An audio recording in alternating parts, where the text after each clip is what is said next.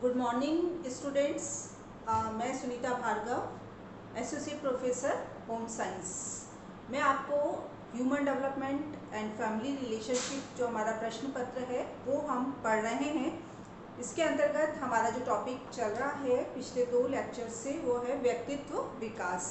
अभी तक हम इस टॉपिक में इसका अर्थ, परिभाषा और साथ ही जो है वो हम इसके आज जो पढ़ रहे हैं वो है इसके निर्धारक कारक।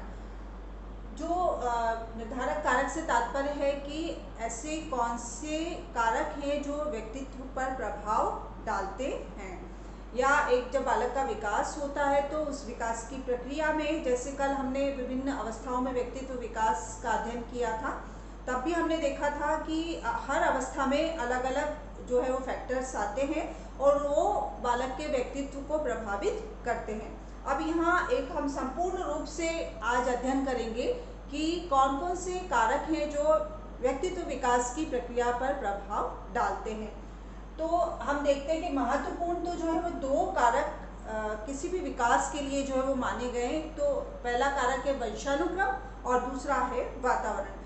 एक जो हम जन्म से लेकर आते हैं, हमें जो जीन्स, क्रोमोसोम्स के माध्यम से जो हमें अपने पीढ़ियों से जो हस्तांतरण के रूप में जो गुण मिलते हैं वो हमारा वंशानुक्रम है।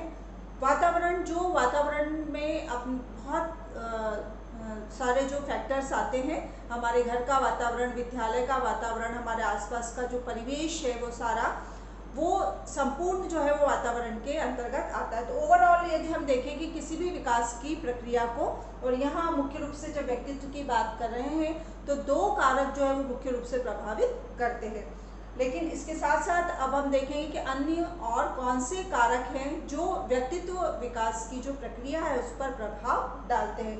तो हम यहाँ जो 4-5 कारक हैं, ये कारक बहुत लंबे हैं। आज के लेक्चर में जो है हम 5 कारक जो है या 5 जो फैक्टर्स हैं उनका अध्ययन हम आज के लेक्चर में करेंगे।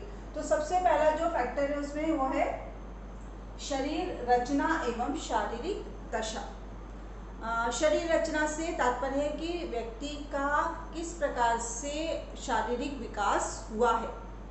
क्योंकि हम देखते हैं समाज में भी हम देखते हैं कि कोई व्यक्ति जो है बहुत यदि छोटा रह जाता है, उसके हाइट या बहुत उसका रंग जो है वो जो एक माना जाता है सामान्य से जो है वो इस तरह अलग है, तो उसे जो है वो उसके व्यक्तित्व पर ये जो बातें होती हैं वो प्रभाव डालती हैं। जैसे माना गया कि एक अच्छी हष्ट-पुष्ट शरीर वाला जो है वो सारी प्रक्रियाओं को भी अच्छे से करेगा और उसकी शारीरिक दशा जो है या उसकी शारीरिक रचना जो है उसके संपूर्ण विकास पर प्रभाव डालेगी। एक प्रकार से एक आत्मविश्वास जो है उसमें रहेगा।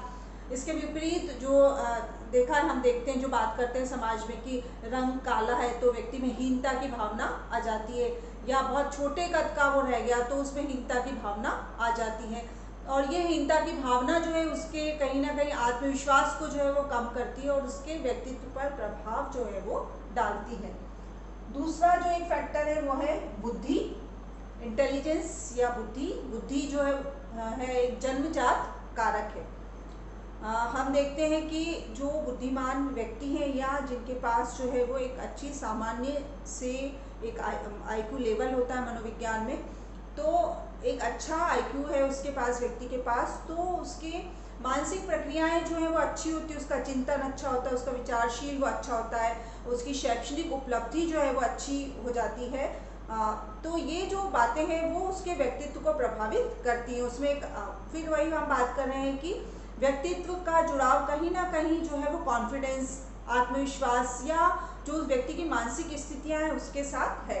तो यदि बच्चे में अच्छे से जो है उसका बौद्धिक विकास है तो वो बौद्धिक प्रक्रियाओं को, मानसिक प्रक्रियाओं को अच्छे प्रकार से कर पाएगा और वो जो प्रक्रिया है उसके व्यक्तित्व को प्रभावित करेगी। तीसरा जो हम फैक्टर देखते हैं वो है अंतःस्रावी ग्रंथियां, जिन्हें एंडोक्राइन ग्लैंड्स हम कहते हैं। ये जो अंतःस्रावी ग्रंथियां होती हैं इनसे जो है वो इन्हें नलिकाविहीन ग्रंथियां भी कहते हैं।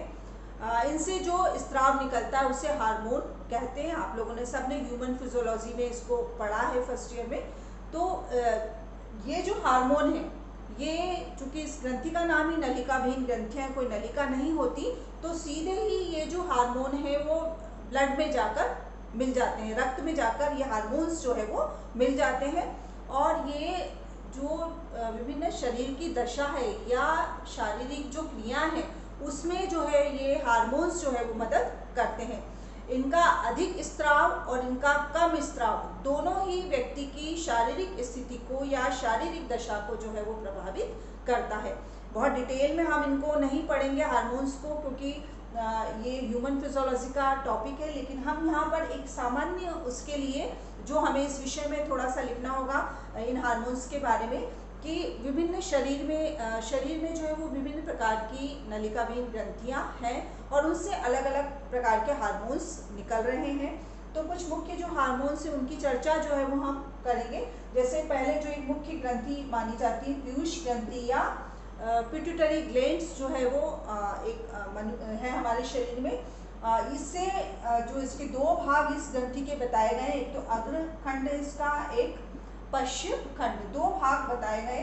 तो जो अग्र खंड है इससे विभिन्न प्रकार के हार्मोन्स जो है वो निकलते हैं, जैसे वृद्धि हार्मोन है, गोनेडोट्रोपिक हार्मोन है, थायरोट्रॉपिक हार्मोन है, एड्रीनोकार्टिकोट्रॉपिक हार्मोन है, फिर है कॉलिकुलर स्टिमुलेटिंग हार्मोन, फिर है ल्यूटिनाइजिंग हार्मोन, प्रोलेक्टिन हार्मोन इत्यादि जो है वो विभिन्न प्रकार के हार्मोन्स जो है वो इस ग्रंथि के अग्र भाग से निकलते हैं। इसमें हम जैसे देखेंगे वृद्धि हार्मोन या जिसे हम ग्रोथ हार्मोन कहते हैं। अब ये ग्रोथ हार्मोन यदि अत्यधिक स्रावित हो जाए तो एकदम से हम देखते हैं कि बालक की लंबाई जो है वो बहुत ज़्यादा बढ़ गई, दुबला पतला, शारीरिक रचना उस प्रकार से विकसित नहीं हुई और हड्डियां बढ़ गई और एकदम से लंबा जो है वो बालक हो गया। इसी तरह से यदि ग्रोथ हार्मोन जो है उसका कम स्राव होता है तो बालक जो है वो नाटा रह जाता है, छोटे कद का है, उसकी शारीरिक विकास जो है वो रुक जाता है। तो ये जो है इसी तरह से जो विभिन्न हार्मोन हैं ये अलग अलग प्रकार से व्यक्ति की जो शारीरिक दशा है या शारीरिक क्रिया है उसको प्रभावित करते हैं। इसी तरह से जो इसका जो पश्चिम खंड है पीयूष ग्रंथि का, उससे दो हार्मोन निकलते हैं, एक तो वैसोप्रेसिन है और दूसरा है ऑक्सीटोनिन। ये जो वैसोप्रेसिन जो हार्मोन है ये किडनी फंक्शन के लिए या वृक्क की जो क्रियाशीलता है उसके लिए इस हार्मोन को उत्तरदायी माना गया है। दूसरा जो ऑक्सीटोनिन हार्मोन है या ये जो है वो गर्भाशय के जो एक मांसपेशियों का जो संकुचन या इस तरह का जो है क्रिया जो है उसमें जो है ये हार्मोन जो है वो प्रभाव अपना डालता है। ये तो हमने बात की पिट्यूटरी ग्लैंड के बारे में। अब हम बात करते हैं थायराइड ग्रंथि। ये जो है हमारे श्वसनाल के यहाँ पर जो है वो ये थायराइड ग्लैंड होती है। इससे जो हार्मोन निकलता है उसे थायरॉक्सिन कहते हैं और आजकल हम देखते हैं कि वर्तमान में ये जो थायरॉक्सिन जो होता है उसमें आयोडीन होता है। जो हम बार बार जो है वो देखते हैं, एक नमक का विज्ञापन होता है तभी उसमें आयोडीन है और वर्तमान में बहुत लोग जो है वो कि हमें जो है वो इस तरह से जो है वो शिकायत, थायराइड जो एक प्रॉब्लम होती है वो इस थायरॉक्सिन जो हार्मोन है उसके अति या कम स्त्राव के कारण जो है वो समस्याएं उत्पन्न हो जाती हैं। जैसे कम स्त्राव से व्यक्ति जो है वो मानसिक रूप से भी या उसकी मानसिक वृद्धि जो है वो रुक जाती है, व्यक्ति जो है वो दुबला पतला हो जाता है। अति स्त्राव से उसमें मोटापन जो है वो आ जाता है, एक शारीरिक संरचना उसकी स्किन जो है उस पर प्रभाव इसका पड़ने लग जाता है। तो थायरॉक्सिन जो है वो कई सारी शारीरिक दशाओं के लिए जो उत्तरदायी होता है। इसी तरह से पैराथायराइड है, थायराइड ग्लैंड के साइड में ही जो है वो पैराथायराइड ग्लैंड होती है और इससे जो हार्मोन निकलता है उसे पैराथार्मोन हार्मोन कहते हैं। ये जो हार्मोन है वो हड्डी एवं मांसपेशियों के विकास पर प्रभाव जो है वो डालता है। इसके बाद हम बात करते हैं अगली जो एंडोक्राइन ग्लैंड है वो है अग्नाशय ग्रंथि। पैनक्रियास जो है वहाँ होती है, उससे जो हार्मोन निकलता है उसे इंसुलिन कहते हैं और ये जो इंसुलिन है वो कार्बोहाइड्रेट के चयापचय के लिए जो है उत्तरदायी इस हार्मोन को माना गया है या इसकी सहायता से जो है वो कार्बोहाइड्रेट का चयापचय जो है वो होता है। ये जो हार्मोन है वो ग्लाइकोजन को ग्लूकोज में जो है वो कन्वर्ट करता है जब हम किसी भी कार्बोहाइड्रेट को लेते हैं तो वो ग्लाइकोजन के रूप में जो है वो हमारे लीवर में जो है वो जमा हो जाता है। जब इसको बॉडी को उसकी ज़रूरत होती है तो वो वापस जो है ग्लूकोज के फॉर्म में जो है वो हमारे शरीर को ऊर्जा देने का कार्य जो है वो करने लगता है। हम जो वर्तमान में डायबिटीज़ की जो समस्या है, जो एक शारीरिक बीमारी है, उसका भी संबंध जो है वो इस इंसुलिन के साथ ही है। फिर है एड्रिनल ग्रंथि। एड्रिनल ग्रंथि जो है इसके दो पार्ट बताए गए। ऊपर का पार्ट जो है वो कॉर्टेक्स होता है और नीचे जो है वो बीच का जो है वो मेडुला है। कॉर्टेक्स जो है उससे कार्टिन नामक जो है हार्मोन निकलता है जो बालक की शारीरिक वृद्धि एवं विकास पर जो है ये कार्टिन हार्मोन जो है वो प्रभाव डालता है। इसी तरह से जो मेडुला है इसका एड्रिनल ग्रंथि का जो भाग है उसमें से एड्रिनलिन हार्मोन जो है वो निकलता है और ये जो हार्मोन है वो निकलता है जब व्यक्ति विपरीत परिस्थितियों में, तो जैसे हम बहुत कहीं से रनिंग करके गए या बहुत हड़बड़ाहट में हम कोई कार्य कर रहे हैं एकदम, तो बहुत तेज पसीना आने लग जाता है, घबराहट होने लग जाती है, व्यक्ति के शरीर में जो है वो कपकपी आने लग जाती है, तो वो इस एड्रिनल जो हार्मोन है इसी के कारण जो है इस प्रकार की स्थिति जो है उत्पन्न होती है। फिर इसके बाद हम बात करते हैं जनन ग्रंथियाँ होती हैं, सेक्स ग्लैंड्स होती हैं। ये भी दो प्रकार की होती है, एक तो पुरुष जनन ग्रंथि है और दूसरी है स्त्री जनन ग्रंथियाँ। ये जो पुरुष जनन ग्रंथि है इसके अंतर्गत जो वृषण आते हैं जिसे टेस्टिस कहते हैं, और स्त्री जो जनन ग्रंथि है इसके अंतर्गत अंडाशय या ओवरी जो है वो आती है। वृषण से जो हार्मोन निकलता है उसको टेस्टोस्टेरोन कहते हैं और अंडाशय से जो हार्मोन निकलता है उसे प्रोजेस्टेरोन कहते हैं। तो ये भी जो सेक्स ग्लैंड्स हैं ये हमने देखा है कि जो वयासंधि अवस्था आती है, प्यूबर्टी स्टेज, उसमें ये ग्लैंड्स जो हैं वो बहुत क्रियाशील हो जाती हैं और जो लड़के और लड़कियां जो है उनमें जो सेक्सुअल ऑर्गन्स जो है उनका डेवलपमेंट जो है वो इस अवस्था में जो है वो इन हार्मोन्स के स्त्राव के कारण जो है वो परिवर्तन, एक शारीरिक स्थिति में परिवर्तन और जो सेक्स से संबंधित जो अंग हैं उनके विकास में जो है वो परिवर्तन इन हार्मोन्स की क्रियाशीलता के कारण जो है वो देखा जाता है। ये हमने बात की है कि ये विभिन्न प्रकार की अंतःस्रावी ग्रंथियाँ जो हैं वो हमारे शरीर में पाई जाती हैं। अब इनका व्यक्तित्व पर प्रभाव हम देख रहे हैं, तो ये जो ग्रंथियां हैं इनकी अत्यधिक क्रियाशीलता और कम क्रियाशीलता, जैसे अभी हमने प्रारंभ में बात की, दोनों ही व्यक्ति की शारीरिक दशा, व्यक्ति की क्रियाशीलता, व्यक्ति की जो विभिन्न प्रकार की बीमारी आदि से संक्रमण या शरीर के जो अंग हैं वो किस प्रकार से विभिन्न जो हमारे संस्थान हैं वो इनके द्वारा जो है वो विभिन्न प्रकार से नियंत्रित रहते हैं। तो वो प्रभाव जो है वो व्यक्ति के व्यक्तित्व पर इन ग्रंथियों के माध्यम से प्रभाव जो है वो देखा जाता है। ये तो हमने इसमें देखा। फिर आप देखते हैं हम नाड़ी संस्थान, जो नर्वस सिस्टम है व्यक्ति का वो भी व्यक्तित्व को प्रभावित करता है। नाड़ी संस्थान के अंतर्गत हमारा जो है मस्तिष्क है। मस्तिष्क के द्वारा जो हम देख रहे हैं कि हमारी जितनी भी संवेदनाएं हैं वो मस्तिष्क से नियंत्रित है।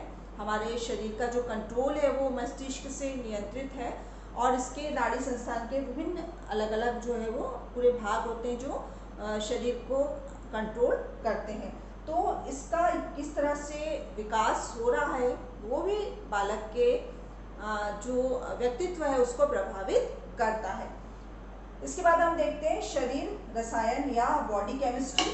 शरीर रसायन जो है हम देख रहे हैं कि जिस तरह से विभिन्न हमारे संस्थान हैं शरीर में, और हर संस्थान जो है वो अपने तरीके से जो है वो एक मशीन के रूप में वो कार्य कर रहा है। उस संस्थान से अलग अलग अंग जो है वो जुड़े हुए हैं। जैसे हम कहें कि रक्त परिभ्रमण संस्थान है, श्वसन संस्थान है, उत्सर्जन संस्थान है।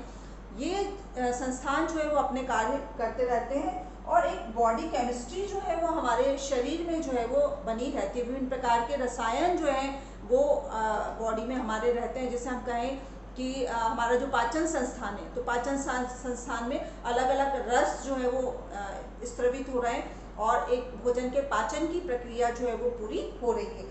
तो ये जो शरीर रसायन है कि कैसी है बॉडी की केमिस्ट्री, वो व्यक्ति के व्यक्तित्व को प्रभावित जो है वो करती है। यदि हम देखते हैं कि व्यक्ति रोगग्रस्त है, यदि पाचन प्रक्रिया अच्छे से नहीं है तो व्यक्ति जो है वो रोगग्रस्त रहने लग जाता है, कई तरह की जो है उसे बीमारियां हो जाती हैं और फिर वो उसके व्यक्तित्व को प्रभाव डालना शुरू कर देती हैं। इसी तरह से हम बात करते हैं परिपक्वता की। परिपक्वता जैसे हम जानते हैं कि सभी उम्र के अनुसार जो है वो आती है। जैसे जैसे बालक का विकास होता जाता है वैसे वैसे उसमें परिपक्वता जो है वो आती जाती है। तो क्या बालक जो है वो उसकी जो उम्र है उसके अनुसार उसमें परिपक्वता आ पाई, और परिपक्वता आई तो उसकी जो उस उम्र के विशेष के जो कार्य हैं, टास्क हैं उसके, वो क्या वो कर पा रहा है या नहीं, और कर पा रहा है तो किस तरीके से वो कर रहा है, वो उसके व्यक्तित्व को प्रभावित करता है। इसके बाद हम बात करते हैं भौतिक वातावरण की। फिजिकल जो एनवायरनमेंट है, फिजिकल एनवायरनमेंट में हम जिस वातावरण में रह रहे हैं वहाँ की भौतिक परिस्थितियाँ जो है वो कैसी है। जैसे हम कहें कि शीत प्रदेश जो होते हैं जहाँ बहुत ठंड होती है, वहाँ के लोग जो है उनकी क्रियाशीलता, शरीर की संरचना, सब पर जो है वो भौतिक वातावरण जो है वो प्रभाव डालेगा। इसी तरह से बहुत गर्म प्रदेश जो है वहाँ के जो लोग हैं उनकी क्रियाशीलता, उनकी शारीरिक दशा को वहाँ का भौतिक वातावरण जो है वो प्रभाव डालेगा। जैसे शीत प्रदेश जो है वहाँ के लोगों की क्रियाशीलता अच्छी रहेगी, एक्टिव रह पाएंगे वो। इसी तरह से गर्म प्रदेश के लोग जो है वो थोड़े से निष्क्रिय या इस तरह के जो है वो हो जाएंगे। तो ये जो भौतिक वातावरण है ये भी बालक के कि किस वातावरण में बालक है, भौतिक वातावरण में, और वातावरण हम आगे अध्ययन करेंगे। यहाँ सिर्फ हम भौतिक वातावरण की बात कर रहे हैं, तो उसमें बालक का व्यक्तित्व जो है वो किस प्रकार से प्रभावित होगा। तो स्टूडेंट्स आज हमने कुछ 5 पॉइंट्स की चर्चा की, क्योंकि ये काफ़ी बड़ा जो टॉपिक है, व्यक्तित्व के निर्धारक कारक, या इसको हम व्यक्तित्व को प्रभावित करने वाले कारक भी कहते हैं। इसमें हमने आज 5 कारक अध्ययन किया। एक तो शरीर रचना एवं शारीरिक दशा, दूसरा बुद्धि, तीसरा अंतःस्रावी ग्रंथियाँ, फिर अंतःस्रावी ग्रंथियों के अंतर्गत हमने विभिन्न अंतःस्रावी ग्रंथियों के बारे में संक्षिप्त में जो है वो उसका अध्ययन किया। फिर नाड़ी संस्थान, शरीर रसायन, परिपक्वता और भौतिक वातावरण, ये 7 पॉइंट हमने आज इस लेक्चर में जो है वो अध्ययन किए। अगले जो इसका जो निर्धारक कारक है उनका अध्ययन जो है वो हम अगले अपने लेक्चर में करेंगे। आज के लिए इतना ही, धन्यवाद।